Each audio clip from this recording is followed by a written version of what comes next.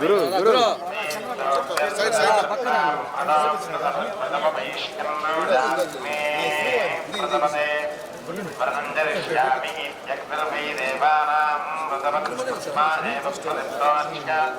ప్రథమాలపదే ప్రతిషా పూర్ణమాసే పదమవైతి వత్సైర్మాభాస్యామే హస్తేనజోరాధనం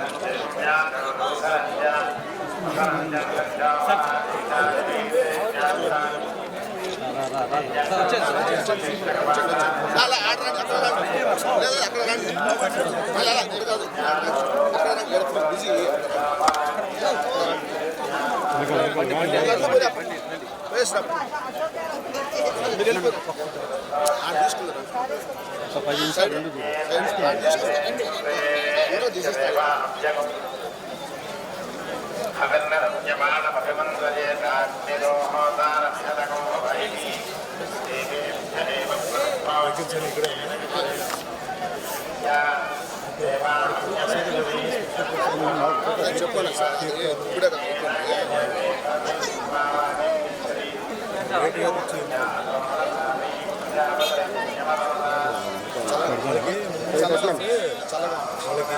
ఆశీర్వచన చేసి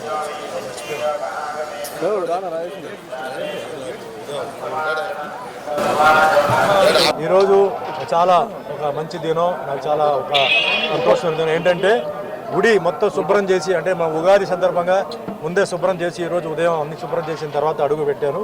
అందులో ముఖ్యంగా ఈరోజు శ్రీవాణి దర్శనం. సో ఈ శ్రీవాణి దర్శనం గురించి నేను ప్రత్యేకంగా చెప్పాలి. ఇది చాలా మంచి ఒక ప్రోగ్రామ్ ఇది. ఎందుకంటే అనేక రకమైన మనుషులు వస్తుంటారు, వాళ్ళకి సమయం, వాళ్ళకి కొన్ని అంటే లగ్జరీస్ అవన్నీ ఉంటాయి.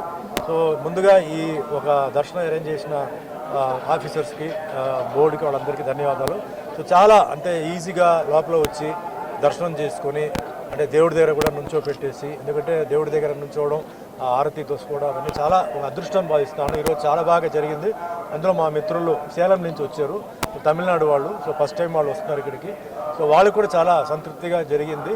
సో చాలా మంచి ప్రోగ్రామ్ శ్రీవాణి ప్రోగ్రామ్. ఎందుకంటే ఎయిర్పోర్ట్లో కూడా ఏంటంటే టికెట్లు తీసుకోవచ్చు, ఎందుకంటే చాలామందికి ఇక్కడ రకరకమైన ప్రోగ్రామ్స్ ఉన్నాయి. So those who can afford, అంటే ఎవరికైతే స్తోమత ఉందో ఎయిర్పోర్ట్లో కూడా తీసేసుకొని కిందకి వెళ్ళి మొత్తం దర్శనం చేసుకొని మరుసటి రోజు వచ్చి దర్శనం చేసుకొని వెళ్ళడానికి టైమింగ్ కూడా చాలా కన్వీనియంట్ టైమింగ్ ఇచ్చారు. అంటే మరీ కొందరికి తొందర అయితే కొన్ని ఇబ్బందులు ఉన్నాయి, హెల్త్ ప్రాబ్లమ్స్ ఉంటాయి కాబట్టి చాలా కన్వీనియంట్ అండి. సో చాలా సంతోషం. అందరికీ ఆ భగవంతుడు ఆశీర్వాదాలతో అందరూ ఉన్నత స్థాయికి ఎదగాలి, ఆ కష్టం అంతా దూరం అయిపోయి, ముఖ్యంగా మా అభిమానులందరికీ చేతులెత్తే నమస్కారం పెడుతున్నాం. మా నిర్మాతలు, దర్శకులు, టెక్నీషియన్స్ అందరూ బాగుండాలి, చాలా హ్యాపీగా ఉండాలి. ఇదే మాదిరిగా అందరూ తిరుపతికి రావడం, స్వామివారు ఆశీర్వాదం తీసుకోవడం, వాళ్ళ జీవితంలో అంటే విద్య, వైద్య, పెళ్ళిళ్ళు, గిళ్ళిళ్ళు అన్నీ చక్కగా జరగాలి. భగవంతుడి ఆశీర్వాదం అందరిపై ఉండాలి, మీపై కూడా ఉండాలి. Thank you.